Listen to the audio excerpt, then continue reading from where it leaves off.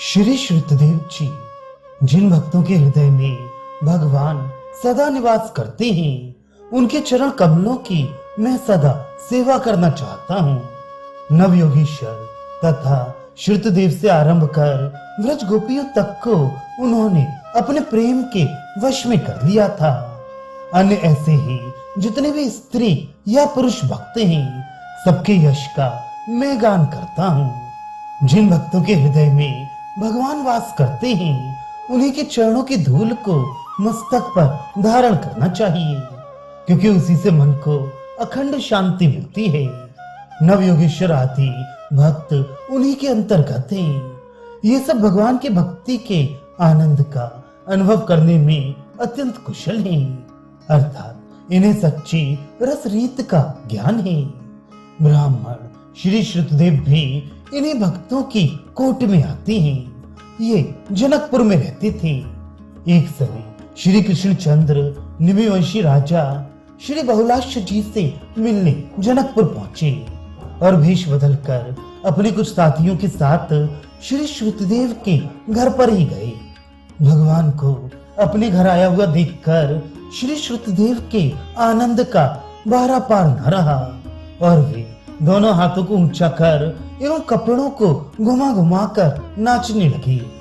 भगवान के प्रेम में वे इतने बेसुध हो गए कि उन्होंने साथ में आए हुए संतों की ओर ध्यान भी ना दिया। यहाँ तक कि ना तो उन्हें प्रणाम किया और ना नियम पूर्वक स्वागत। ये देखकर श्री कृष्ण ने अपने भक्तों की भक्ति करने का उपदेश देते हुए कहा, मेरे भक्त मुझसे बढ़कर हैं, इनके चरणों की वंदना करो। मिथिला के प्रजावत्सल एवं भक्तराज बहुलाश्य के नगर में श्रुतदेव नाम के एक भगवान के परम भक्त एवं गरीब ब्राह्मण रहते थे। वे बुद्धिमान, सुशील एवं शांत स्वभाव के थे। जो कुछ मिल जाता उसी पर संतोष कर संध्या तर्पण आदि में विश्वास रखने वाले आसक्तिहीन भक्त थे।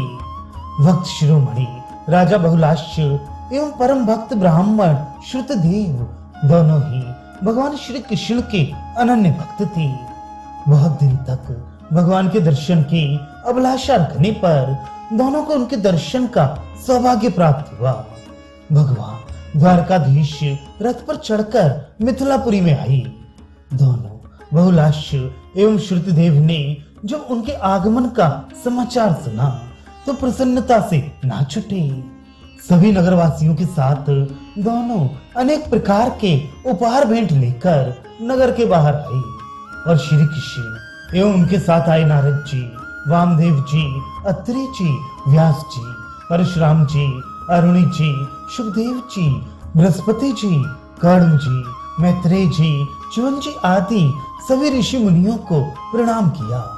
राजा बहुलाश्य एवं श्रुतदेव दोनों ही अपनी भक्ति की प्रगाढ़ता के कारण ये समझ रहे थे कि भगवान मेरे ही कारण तो सर्वत्र ठहरे। दोनों के मन की बात समझकर उन्होंने अपने तथा समस्त ऋषियों के दो दो रूप बना दिए और फिर दोनों के घर जाकर उनके मानसिक अभिलाषा पूर्ण की। विप्रवर श्रुतदेव ने जो अपने प्रभु को ऋषि मुनियों के साथ अपनी कुटिया पर देखा तो आनंद के कारण उनका स्वागत सत्कार करना तो भूल गए और ताली बजा बजाकर नाचते गाते हुए उनका कीर्तन करने लगे। अपने भक्त की इस तल्लीनता को देखकर भगवान के मन में आनंद का स्रोत फूट निकला। वे भी सुध-बुध भूलकर अपने भक्त की उन मोदमय केलिपों को खड़े खड़े देखते रहे। कुछ देर पश्चात स्वयं भी श्री श्रुतदेव जी को ध्यान आया और उन्होंने यथासाध्य सभी को कुशासन, चटाई, पीड़ा आदि देकर बैठाया। उन्होंने भगवान श्री कृष्ण के चरण धोकर चरणामृत पान किया।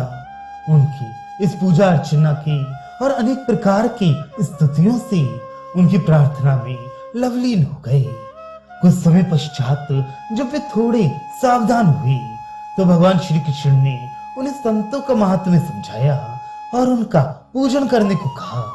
अब तक श्रुतदेव ने जानबूझकर ऋषियों का पूजन नहीं किया हो, ऐसी बात नहीं थी। वे तो अपने के भी सुध भूल गए थे। जब भगवान की याद दिलाने पर उन्हें ध्यान आया तो उन्होंने समस्त साधु संतों की सेवा भी उसी श्रद्धा और भक्ति से की जिससे श्री द्वारकाधीश की थी।